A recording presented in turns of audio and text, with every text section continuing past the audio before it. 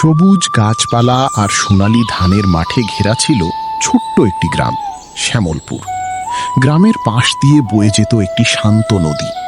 সেই নদীর পানির ওপরই গ্রামের মানুষের চাষাবাদ নির্ভর করত। সবাই পরিশ্রমী ছিল, কিন্তু তারা একটি বড় ভুল বছরের পর বছর ধরে করে আসছিল। জমিতে দ্রুত পানি আনার জন্য তারা বাঁধে ছোট ছোট গর্ত করত।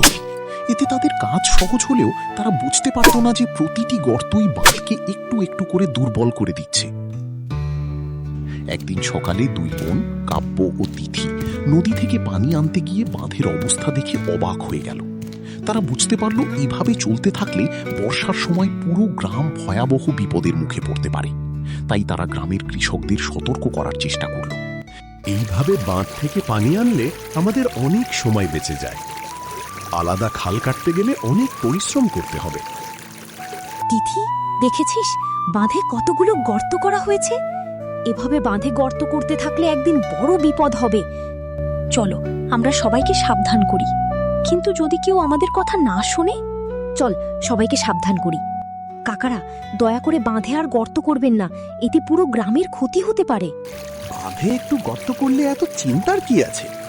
আমরা তো বহু বছর ধরে এভাবেই চাষ করছি। তোমাদের কথায় আমরা কাজ বন্ধ করব নাকি? অযথা ভয় পেও না, কিছুই হবে না। আজ হয়তো কিছু হচ্ছে না, কিন্তু বর্ষার সময় এই বাঁধ টিকবে না। এইভাবে বাঁধ থেকে পানি আনলে আমাদের অনেক সময় বেঁচে যায়। আলাদা খাল কাটতে গেলে অনেক পরিশ্রম করতে হবে। আমরা বহু বছর ধরেই এভাবেই জমিতে পানি আনছি। তোমরা আমাদের চাষাবাদ শেখাতে এসেছো নাকি? এসব নিয়ে আমাদের ভয় দেখিয়ে লাভ নেই। যাও, আমাদের কাজে বাধা দিও না। কিন্তু কেউ তাদের কথা গুরুত্ব দিল না, বরং সবাই ভাবল দুই বোন অকারণে ভয় দেখাচ্ছে। হতাশ হয়ে বাড়ি ফিরলেও কাব্য ও তিথি হাল ছাড়ল না। তারা ভাবতে লাগলো, যদি সত্যিই বন্যা আসে তাহলে গ্রামের মানুষ কোথায় আশ্রয় নেবে?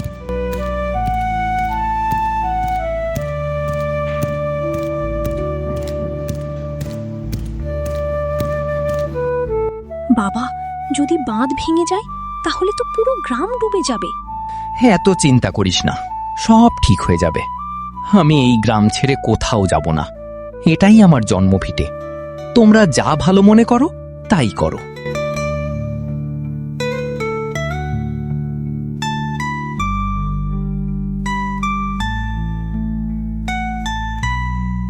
অনেক চিন্তার পর তাদের মাথায় একটি নতুন পরিকল্পনা এলো।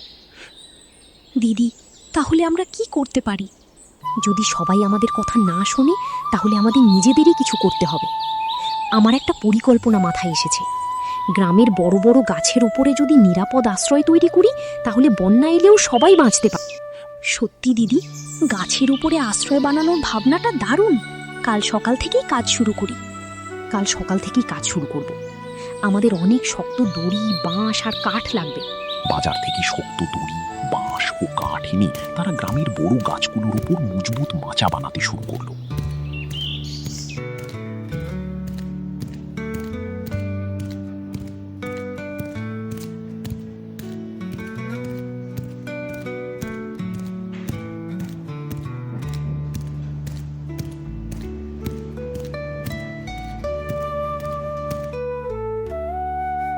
এত দড়ি, বাঁশ আর কাঠ একসঙ্গে কেন কিনছো?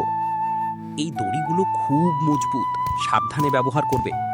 আর কিছু লাগলে আমাকে বলো, তোমাদের কাজে সফল হও।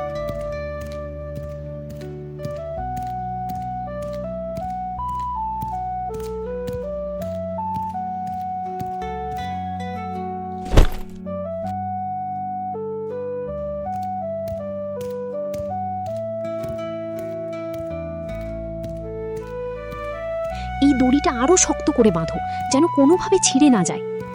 এক গাছ থেকে আরেক গাছে যাওয়ার জন্য দড়ির সেতুও বানাতে হবে। শুধু একটা ঘর বানালে হবে না, অনেকগুলো ঘর বানাতে হবে। গাছে ঘর বানিয়ে কি হবে? এসব বানিয়ে শুধু সময় নষ্ট করছো।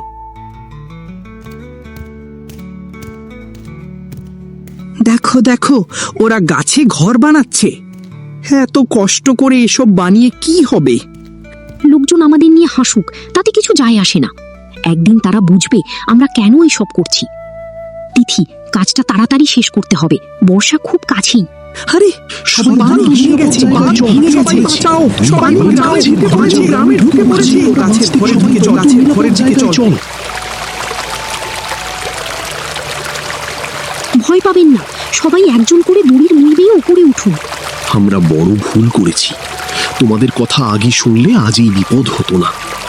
আমাদের ক্ষমা করে দাও, তোমাদের বুদ্ধির জন্যই আজ আমরা সবাই প্রাণে বেঁচে গেছি। আজ থেকে আমি আর কখনো বাঁধে গর্ত করব না। আমি সবার সঙ্গে মিলে বাঁধ মেরামত করব এবং অন্যদেরও সচেতন করব।